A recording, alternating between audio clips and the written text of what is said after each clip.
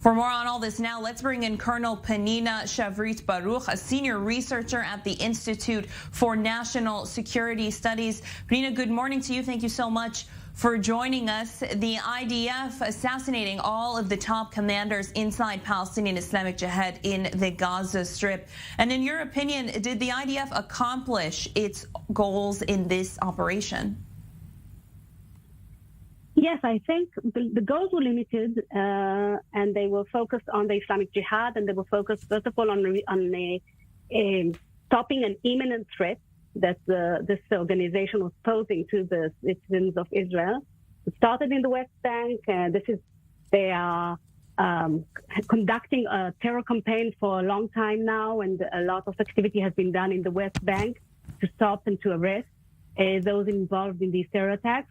And then there was an imminent threat of an attack that they were planning to conduct from the Gaza Strip against the civilians living in Israel near the Gaza Strip. And that was the aim of this operation, was to stop this or prevent them from carrying out this attack. So this was fulfilled, and I think, yes, they did suffer a blast by killing, and it's not assassinations, yes, it's killing enemy leaders of the enemy forces. That's a legitimate target by all standards of all militaries and of all textbooks on laws of armed conflict. So, yes, I think killing their commanders and hitting their infrastructure was achieved. It doesn't mean that the Islamic Jihad is going away. They are still there. They will have new leaders. But I think this indeed was a blow that it will take some time to and maybe they will never even regain, but they might regain their capabilities, but it will take them time. And also, I think it showed that Israel is not just passively waiting to be attacked and only retaliating after an attack, but can also take the initiative. The IDF says 11 of the casualties are civilians. The U.S. president, you heard in my report earlier, the U.S. president calling for an investigation into these reports. Do you feel an investigation like this is necessary? Well, again, an investigation might be understood as a criminal investigation, so I don't think there's a need for a criminal investigation in most cases. And again, in all militaries, when you have even civilians killed during combat, again, it's not unlawful.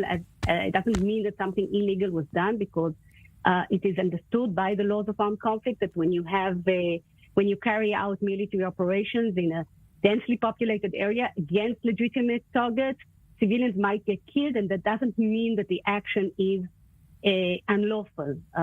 You have to apply the principle of proportionality and balance this potential collateral damage to civilians with the potential military advantage for the attack. And I think when you look at the attack, when you look at who was killed and what infrastructure was struck of the terror organization, I think it seems to be proportionate. It still is the right thing to do, and this is also Israeli IDF practice and Israeli practice to carry out investigation, field investigations. We have a special unit in the IDF that conducts these examinations of the situation, which I think is a good thing.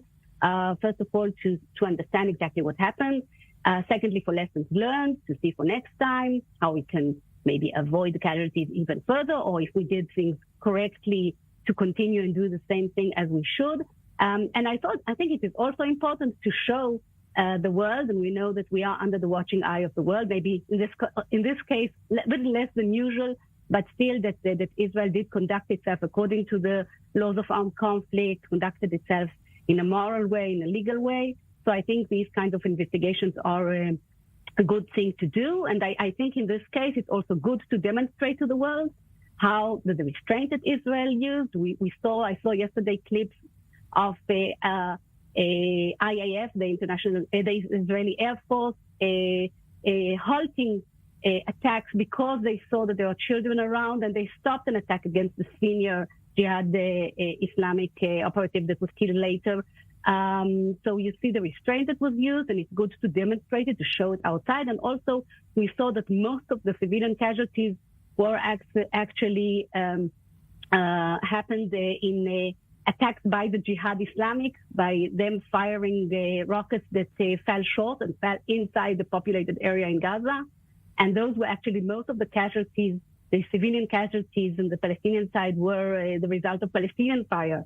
And I think that is also something that it is very important to show this to the world, so they can see that these things happen, because in other operations, when Israel explains that some of the casualties were not its fault, it was the other side's fault, and we're not always believed. So I think it's good that this time we have good footage, so we can demonstrate that to the world. Correct. And just a note for you there, the IDF did say that it did kill 35 people, 11 of which were civilians. Meanwhile, the Palestinian Health Ministry saying that 44 people were killed. Colonel Pnina Sharvit Baruch, a senior researcher at the Institute for National Security Studies. Thank you.